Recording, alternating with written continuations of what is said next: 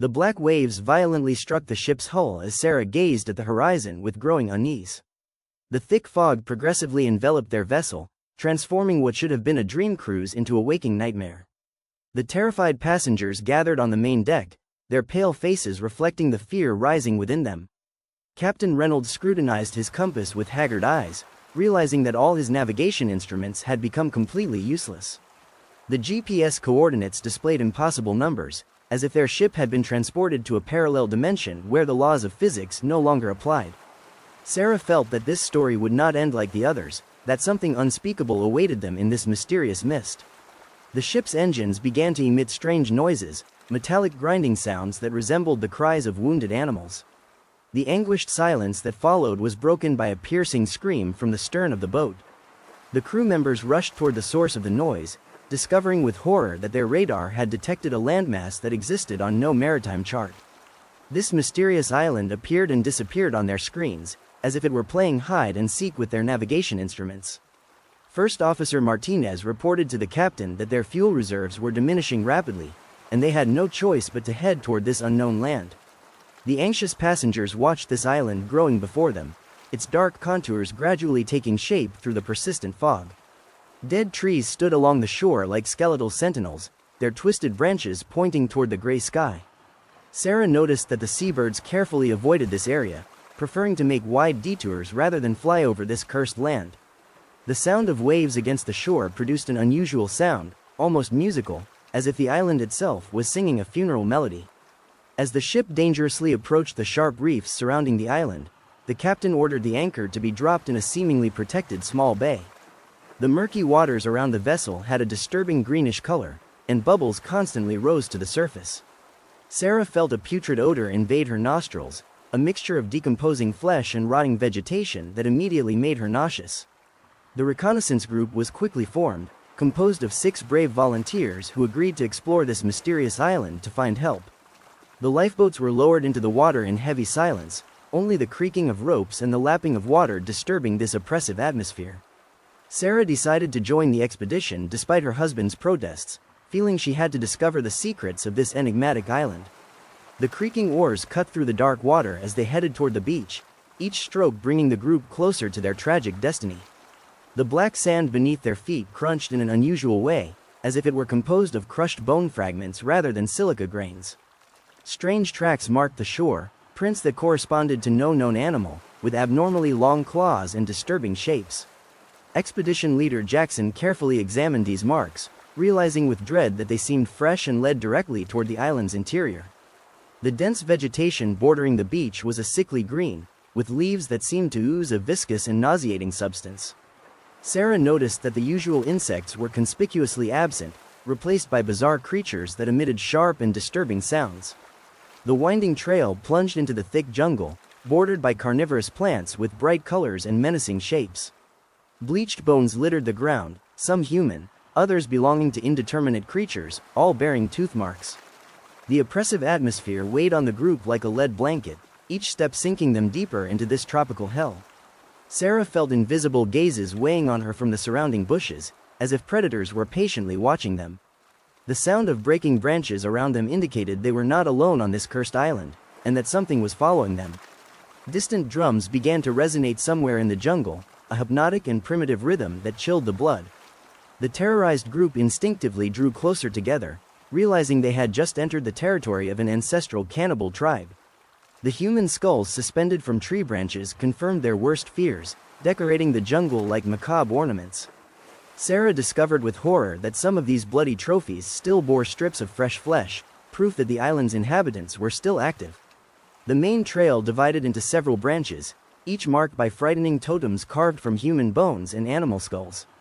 The smell of smoke suddenly reached them, mixed with that of grilled meat, creating a scent that was both appetizing and terrifying.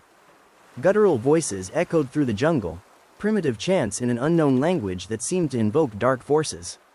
Chief Jackson ordered the group to hide behind a pile of rocks, realizing they were dangerously approaching the cannibal village. Through the foliage, Sarah glimpsed dancing silhouettes around a large fire, their bodies covered with war paint and macabre ornaments. The savage cannibals were apparently celebrating a ritual, brandishing human body parts as offerings to their pagan gods. A stone altar stood in the center of the village, covered with dried blood and surrounded by skeletons arranged in a circle. The primitive huts were decorated with human scalps and necklaces made of teeth and phalanges. Sarah noticed with dread that the giant cauldrons were boiling over the fire, containing recognizable pieces of human flesh. The cannibal shaman stood out from the group, his body entirely covered with ritual scarifications and bloody paint. The frenzied dancers spun around the fire uttering bestial cries, their movements evoking a terrifying collective trance. Chained prisoners were tied to posts on the village's periphery, obviously waiting their turn to be sacrificed and devoured. Sarah recognized with horror that some of these desperate captives still wore sailors' uniforms, probably castaways from other ships. The sound of machetes resonated regularly, accompanied by cries of agony that froze the entire expedition's blood. The horrible reality of the situation finally struck the group. They had just discovered an active cannibal tribe that fed on human flesh. The severed heads planted on stakes delimited the tribal territory, their empty eyes seeming to still express the terror of their last moments. Sarah felt her legs wobble beneath her, realizing they had probably fallen into a deadly trap from which they would never escape. Chief Jackson signaled the group to retreat silently, hoping they could reach the beach without being spotted. But the vigilant cannibals had already detected their presence, and alarm cries suddenly rang out throughout the village. Armed warriors emerged from all sides, their muscular bodies covered with ritual scars and their faces painted blood red. The merciless pursuit began immediately, the cannibals knowing perfectly every corner of their cursed island. Sarah ran like she had never run before, the sharp branches lacerating her clothes and skin as she fled through the jungle. The war cries were dangerously approaching, accompanied by the sinister sound of machetes cutting through the air. Team member Rodriguez stumbled on a root and was immediately caught by the cannibals who threw themselves on him with bestial savagery. His screams of agony echoed through the jungle as he was dismembered alive by the hungry warriors. Sarah looked away, unable to bear the horrifying spectacle of her companion being devoured by these human monsters. The decimated group continued their desperate flight, realizing they were now hunted like game on this nightmare island. Deadly traps dotted the jungle, camouflaged pits lined with sharp stakes and snares made from human entrails. Sarah barely avoided a suspended net that snapped shut brutally where she had just passed. Member Williams was not so lucky and found himself trapped, hanging upside down above a pit filled with venomous snakes. The deadly reptiles immediately began crawling toward their prey, their fangs dripping with mortal venom. Williams let out heart-rending screams as the snakes coiled around his body, injecting their paralyzing poison into his veins. The horrified group could only watch their companion die in atrocious suffering, unable to help him. The jubilant cannibals quickly arrived to retrieve their catch, discovering with satisfaction that their traps had worked perfectly. Sarah and the remaining survivors resumed their mad dash, knowing that every second of delay could cost them their lives. The hostile jungle seemed to come alive around them, branches intertwining to block their passage and roots emerging to make them stumble. Carrion birds circled above them, already seeming to anticipate the feast that awaited them. The drum sounds intensified, creating a terrifying cacophony that resonated throughout the island. Sarah realized that these rhythmic sounds probably served to coordinate the hunt, allowing the cannibals to communicate with each other. Colored smoke rose from different points in the jungle, signals indicating the fugitives' position. Chief Jackson understood they were completely surrounded, trapped in an organized manhunt. The expert cannibals knew every trail, every hiding place, every possible exit from their territory. Sarah glimpsed menacing silhouettes moving parallel to their group, gradually encircling them. Member Thompson suddenly collapsed, struck by a poisoned dart fired from the bushes. The paralyzing poison quickly took effect, freezing her muscles and making her unable to move. The cannibal warriors emerged from their hiding place, their bodies covered with mud and leaves that camouflaged them perfectly. Thompson was carried away alive but paralyzed to the village, conscious of what awaited her but unable to resist. The group reduced to 3 members continued their desperate flight, knowing their chances of survival diminished with each moment. The patient cannibals let them run, knowing they would eventually exhaust themselves and become easy prey. Sarah felt her strength declining rapidly, her lungs burning and her legs trembling under the effort. The saving beach suddenly seemed so distant, perhaps even inaccessible under these conditions. Triumphant cries rang out behind them, indicating that other members of their expedition had been captured. Chief Jackson realized bitterly that he had led his team directly to death. Sarah's tears mixed with the sweat flowing down her face as she became aware of the horror of their situation. The smell of grilled flesh coming from the village confirmed the fate reserved for those who had been captured. Inhuman howls echoed through the jungle, screams that no longer seemed to belong to human beings. Sarah understood that the horrible transformation was already underway, that her companions were being prepared for the cannibal feast. The last member of the expedition, a man named Carter, was suddenly snatched by a spring trap that dragged him toward the trees. His dislocated body remained suspended from the branches like a macabre scarecrow, his broken bones piercing through his skin. Sarah and Jackson were now alone facing an entire tribe of bloodthirsty cannibals. The deafening drums now beat a frenzied rhythm, announcing the imminence of the final capture. Flaming torches appeared in all directions, completely encircling the two last survivors. Sarah saw the grimacing faces of the cannibals emerging from the darkness, their teeth filed to sharp points and their eyes bloodshot. The cannibal chief advanced toward them, his massive body covered with ritual scarifications and necklaces made of human ears. He pronounced incomprehensible words in his guttural language, probably an incantation to bless their next hunt. The hungry warriors licked their lips with anticipation, already imagining the taste of fresh flesh. Sarah and Jackson were captured alive after pathetic resistance, their strength being completely exhausted. Plant ropes coiled around their wrists and ankles, completely immobilizing them. The transport to the village was done in a celebratory atmosphere, the cannibals singing hymns to the glory of their next feast. Sarah saw the macabre decorations that adorned the path passing before her, garlands made of fingers and toes. The arrival at the village was greeted with cries of joy and frenzied dances around the central fire. The previous prisoners raised desperate looks toward them, knowing their turn was approaching. Sarah was tied to a post in the center of the village, in the position of honor for the ceremony. The cannibal shaman began his incantations, invoking the hungry spirits that demanded human flesh. Torture instruments were brought out from their hiding places, primitive but terribly effective tools. Sarah realized that the sadistic cannibals were not content to simply kill their victims, they took pleasure in making them suffer. The preparation process began with ritual scarifications, deep cuts made with obsidian knives. The warm blood flowed along Sarah's body, attracting swarms of carnivorous insects. The excited cannibals collected this precious blood in receptacles carved from human skulls. Sarah felt her life force escaping with each drop of blood, her vision gradually blurring. The demonic shaman drank a sip of this still warm blood, his eyes rolling in their sockets under the effect of ecstasy. The culinary preparations began simultaneously, the cannibals sharpening their knives and preparing their spices. Sarah glimpsed pieces of human flesh marinating in bowls, probably remains of previous victims. The nauseating smell of decomposing flesh mixed with that of aromatic herbs, creating a repugnant perfume. The main fire was fed with human bones, creating flames of a disturbing greenish color. The hungry cannibals massed around the pyre, their stomachs gurgling with anticipation. Sarah saw Jackson undergo the same treatment as her, his cries of pain echoing throughout the village. The cannibal chief decided that Jackson would be the main dish of the evening, reserving Sarah for a special occasion. The sharp knives began to carve Jackson's flesh while he was still alive and conscious. His heart-rending screams reached superhuman notes, expressing unimaginable suffering. Sarah looked away, unable to bear the spectacle of her companion being dismembered alive. Jackson's blood splattered the grimacing faces of the cannibals, who licked these projections with delight. Pieces of flesh were immediately grilled on spits, the smell of cooked meat filling the air. The gourmet cannibals fought over the best pieces, battling to obtain the heart and liver. Sarah realized that these primitive monsters had developed a true gastronomy of human flesh. The cannibal feast began in an atmosphere of morbid joy, the participants devouring their victim with bestial appetite. The sounds of chewing and grunts of satisfaction created a horrifying symphony. Sarah felt bile rising in her throat, her stomach contracting spasmodically. The cannibal chief approached her with a piece of grilled flesh, forcing her to smell the sickening odor.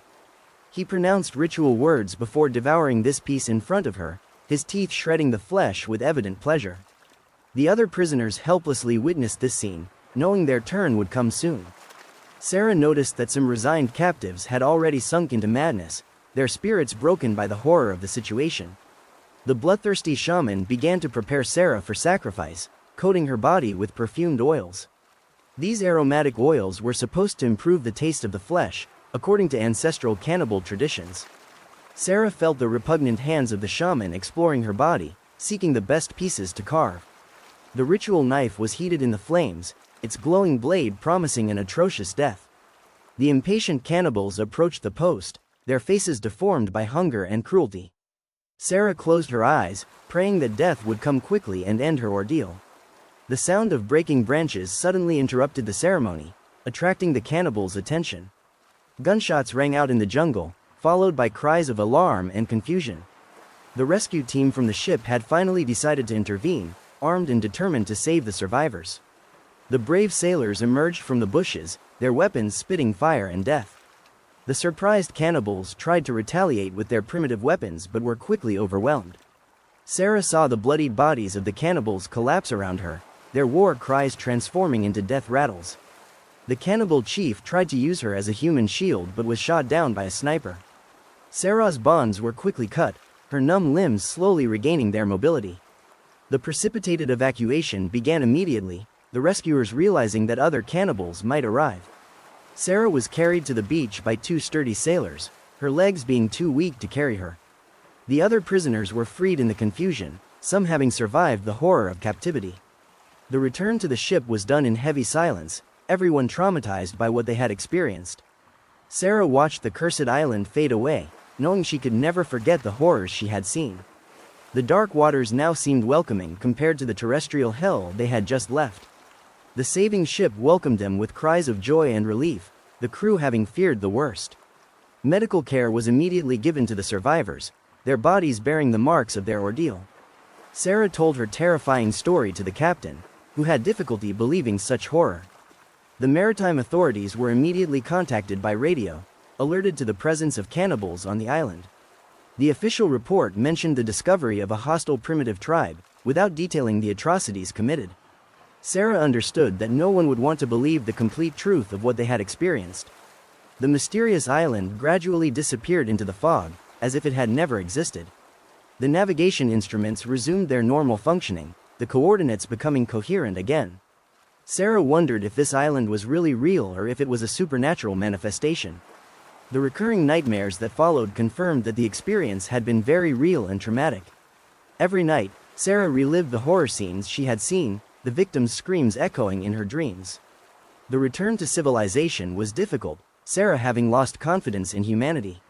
She knew that somewhere in the ocean, the cannibal island was patiently waiting for its next victims. Subsequent research never managed to find this island again, as if it were protected by dark forces. Sarah kept the terrible secret of this experience, knowing that no one would believe her. But sometimes, in her moments of solitude, she still heard the drums resonating in her head. The nightmarish story of the cannibal island remained engraved in her memory as an eternal warning. Sarah knew that certain cursed places really exist on this earth, hidden from the eyes of the civilized world. She had survived terrestrial hell, but part of her soul had remained prisoner on this nightmare island. The physical marks of her ordeal faded with time, but the psychological scars remained. Sarah lived the rest of her life with the terrifying certainty that the cannibal island still existed somewhere. She knew that other lost ships would eventually discover this cursed land and suffer the same fate. The immense ocean kept its secrets, protecting the horrors it concealed in its depths. Sarah took her macabre secret to the grave, leaving behind a tale that would forever haunt those who heard it. The cannibal island continues to exist somewhere in the ocean, patiently waiting for its next victims in eternal silence. This terrifying story reminds us that certain places on our planet remain wild and merciless. The oceanic depths still conceal mysteries that humanity may not be ready to confront. Sarah had discovered that absolute horror really existed, hidden in the darkest corners of our world. Her posthumous testimony remains the only vestige of this cursed expedition to the cannibal island. The mysterious waters continue to cradle this terrible island, preserving its cannibal secrets for eternity. Somewhere in the infinite ocean, the drums still resonate, calling new victims toward their tragic destiny. Sarah's nightmarish story teaches us that certain discoveries are better left in oblivion. The primitive cannibals continue their macabre rituals, perpetuating a secular tradition of terror and death. This cursed island remains a symbol of pure horror, a reminder that absolute evil exists in our world. The eternal waves continue to lick the shore of this cannibal land, carrying with them the cries of victims.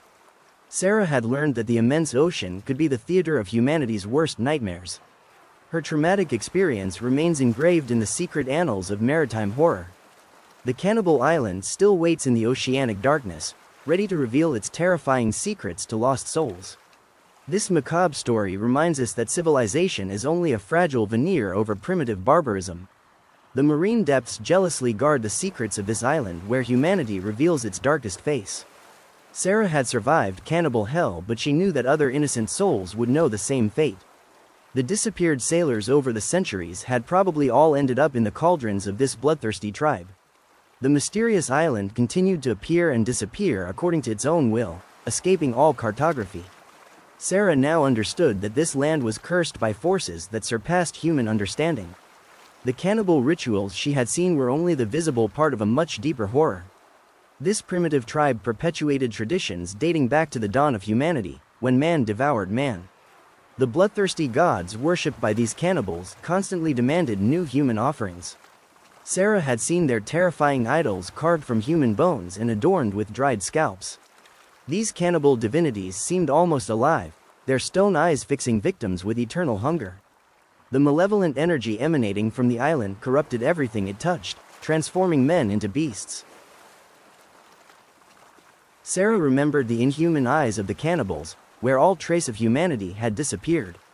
These degenerate creatures were nothing more than predators guided by their most primitive instincts. The cannibal island had become a natural laboratory where humanity revealed its darkest nature. Successive generations of cannibals had perfected the art of hunting and consuming humans. Sarah had observed their social organization based solely on strength and the ability to kill. The cannibal chief she had seen was probably the most cruel and merciless survivor. The cannibal children grew up learning to see humans as simple game.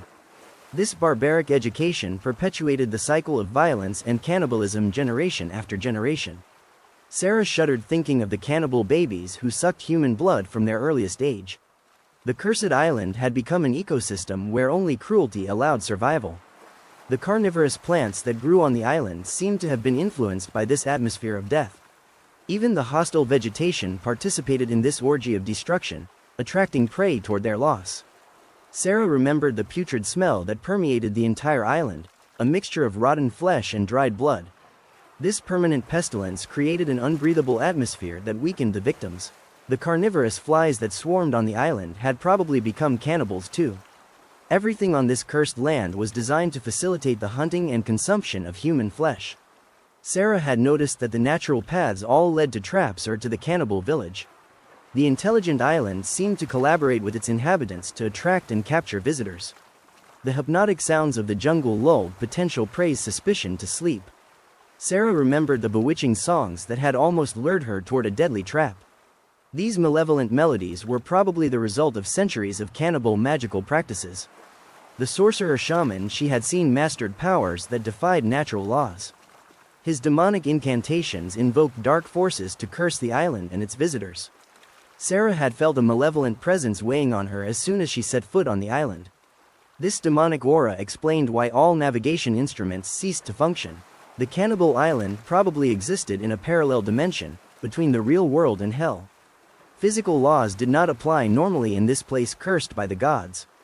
Sarah now understood why the island appeared and disappeared according to its own will. This demonic land only revealed itself to ships whose passengers were destined to be devoured. The occult forces protecting the island carefully chose their victims. Sarah had been unlucky to be marked by destiny to serve as food for the cannibals. She wondered if other cannibal islands existed elsewhere in the ocean, hidden from the world's eyes. The mysterious ocean probably concealed other horrors that humanity was not ready to confront. Sarah had glimpsed a parallel world where civilization had never existed and where pure barbarism reigned. This alternative reality was perhaps the true face of humanity, stripped of its social masks. The primitive cannibals represented what we could all become if civilization collapsed. Sarah had seen true humanity in all its cruelty and primordial bestiality. This traumatic experience had made her lose faith in man's natural goodness. She now knew that every human being carried within them a potential cannibal just waiting to be revealed. The thin layer of civilization that covers us can quickly disappear under extreme conditions. Sarah had understood that the cannibal island was a mirror where humanity could see its true nature. This revealing land forced visitors to confront their darkest instincts. Some previous castaways had probably joined the cannibal tribe rather than die. Sarah shuddered thinking of these civilized men who had chosen to become monsters to survive. The corrupting island gradually transformed all those who stayed there into cannibal predators. She wondered how long it would take for a normal man to become an accomplished cannibal. Extreme hunger and fear could probably break the deepest taboos. Sarah had seen hungry looks in some prisoners who were beginning to consider their companions as food. The survival instinct could transform anyone into a monster under desperate circumstances. This terrifying reality haunted Sarah much more than the cannibals themselves. She knew that she herself could have fallen into barbarism if she had stayed longer on the island. The tempting island whispered promises of survival to those who agreed to renounce their humanity. Sarah had heard these seductive voices in her head, urging her to join the cannibal tribe. Progressive corruption began with small moral concessions before leading to absolute horror. She remembered feeling a strange hunger when seeing the grilled flesh of victims. This cannibal impulse had terrified her more than anything she had seen on the island. Sarah had understood that she carried within her the same instincts as the cannibals she was fleeing. The revealing island had shown her the monster that slumbered in every human being. This awareness had marked her for life, making her lose confidence in humanity. She now knew that fragile civilization was only a veneer that could quickly disappear. The primitive cannibals perhaps represented humanity's future if it lost its moral bearings. Sarah had seen a glimpse of the apocalypse where men would become cannibal predators again. This prophetic vision haunted her day and night, preventing her from finding peace. She knew that somewhere in the ocean, the cannibal island continued to wait patiently. The eternal drums still resonated, calling new victims toward their tragic destiny. Sarah took to the grave the terrible secret of this island where humanity revealed its true face. Her posthumous testimony remains the only vestige of this cursed expedition to cannibal hell. Sarah's macabre story teaches us that certain truths are too terrifying to be revealed. The oceanic depths continue to conceal horrors that our mind cannot conceive. This cursed island remains a symbol of the primitive barbarism that slumbers in every human being. The eternal cannibals perpetuate their macabre rituals, guardians of a secular tradition of terror. The immense ocean cradles this terrible land, protecting its cannibal secrets for eternity. Sarah had discovered that absolute horror really existed, hidden in the darkest corners of our world. Her traumatic experience reminds us that civilization is only a fragile illusion. The cannibal island still waits in the oceanic darkness, ready to reveal its secrets to those who dare approach. This terrifying story will remain engraved in memories as an eternal warning against human pride. The infinite waves continue to lick the shore of this cannibal land, carrying with them the echoes of victims. Sarah has bequeathed us a dreadful testimony that will forever haunt those who have the courage to listen to it to the end. The cannibal island remains in the mysterious ocean, keeping its terrifying secrets for eternity, and patiently waiting for new ships to get lost in its cursed waters to feed the insatiable appetite of its primitive and bloodthirsty inhabitants.